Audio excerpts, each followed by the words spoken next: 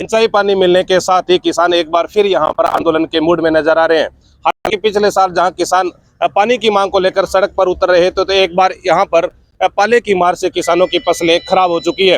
हालांकि यहां पर मिली जानकारी के अनुसार किसानों की सर्वे रिपोर्ट भी ऊपर तक उच्च अधिकारियों को भेजी गई है, लेकिन जिस तरीके से आज किसानों ने यहां पर महापड़ाव डाला है और किसानों की मुख्य मांग है कि इस बार शीतलहर चलने पर फसल खराबे होने की वजह से किसानों के खेतों की सर्वे रिपोर्ट नहीं हो रही है। और यहाँ पर काफी संख्या में जो किसान बैठे हैं, सरसों की फसल लेकर बैठे हैं, किसान कहीं ना कहीं ये पीड़ा है। इस बार जो किसानों की फसलें जो खराब हुई है उसकी रिपोर्ट प्रशासन द्वारा नहीं की जा रही है, गिरदावरी नहीं की जा रही है, मौके पर अधिकारी नहीं पहुंच रहे हैं।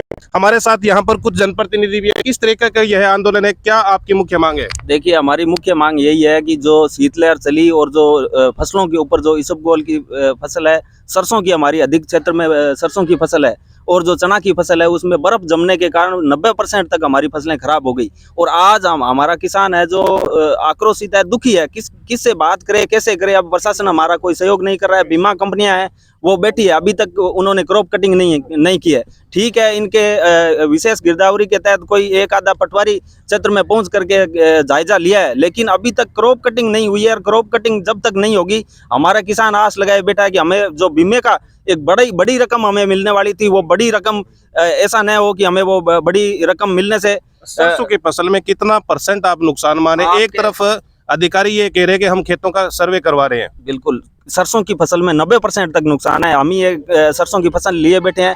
बर्फ जमने के कारण जो अगेती सरसों की फसल थी, सारे के सारे उसके दाने नष्ट हो चुके हैं, जिसके कारण हमारे क्षेत्र में इस बार अच्छी फसल थी और सरसों की एक बम्पर पैदावार होने वाली थी।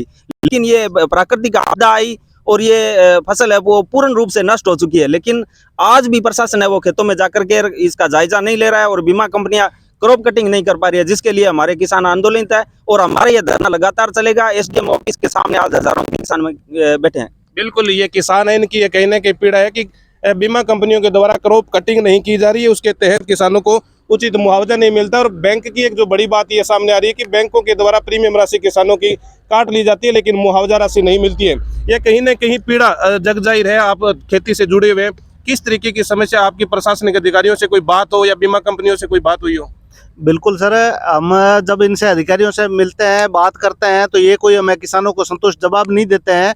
पीछे भी आज से 4-5 दिन पहले किसान इकट्ठे हुए थे, क्योंकि इस क्षेत्र के अंदर बर्फ जमने के कारण ये एक प्राकृतिक आपदा है, लेकिन ये प्रशासन पता नहीं क्यों नहीं मान रहा है, मानने को तैयार नहीं है। और आज किसानों की 90% तक फसलें खराब हुई है और ये मान ही नहीं रहे। ये कह रहे हैं हम क्रॉप कटिंग करवाएंगे, सैंपल भरवाएंगे, तो हमें तो अभी तक ये गिरदावरी भी नहीं करवाई है। ये गिरदावरी भी किसी पटवारी के माध्यम से कह रहे हैं हम उस खेतों को चिन्हित करेंगे, वो उसमें 2-2 सैंपल भरेंगे, 2-2 कृषि अधिकारियों से भरवाएंगे, 2 पटवारियों से भरवाएंगे। लेकिन कहीं ना कहीं ऐसा लगता है कि ये हमें गुमराह कर रहे हैं। और वही 2018 के अंदर जब आपदा आई थी, 2018 के अंदर बहुत बड़ा एक क्लेम आया था, लेकिन इन अधिकारियों की और इन प्रशासन की निकम्मी, इस प्रशासन के कारण किसान जो आया था वो किसान को तो कहीं नहीं मिला। किसान को मिला नहीं, निकम्मे अधिकारियों ने अपने आप बंदर बांट कर लिया, पता नहीं क्या किया। अभी तक किसान, कौन अधिकारी शामिल थे? अधिकारी सब अधिकारी ऊपर के सब शामिल है इसके अंदर। तो बेचारा किसान तो क्या जाने इसके बात को। किसान के तो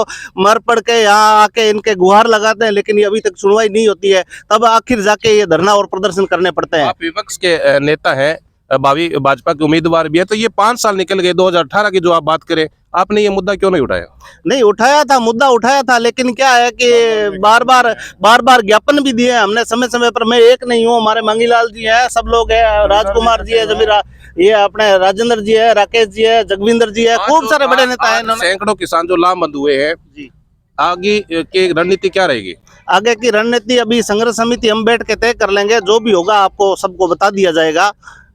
बिल्कुल, ये किसान जनप्रतिनिधि है। यहाँ पर जो हुजूम देख रहे हैं किसानों का, ये कहीं ना कहीं किसानों की ये पीड़ा है और यह जग जाहिर है। जिस तरीके से किसान लगातार जहाँ कभी सिंचाई पानी के लिए सड़कों पर आंदोलन करते हैं, कभी फसल बीमा प्रीमियम राशि काटने के बावजूद किसानों को फसलों के बीमे से वंचित रखा जाता है। और जो बड़ी बात है, बीमा कंपनियों के द्वारा जो हजारों करोड़ों के रुपए जो बीमा प्रीमियम के रूप में काट ली जाती है, और जिस तरीके से ये कहीं ना कहीं किसानों का दर्द झलक रहा है।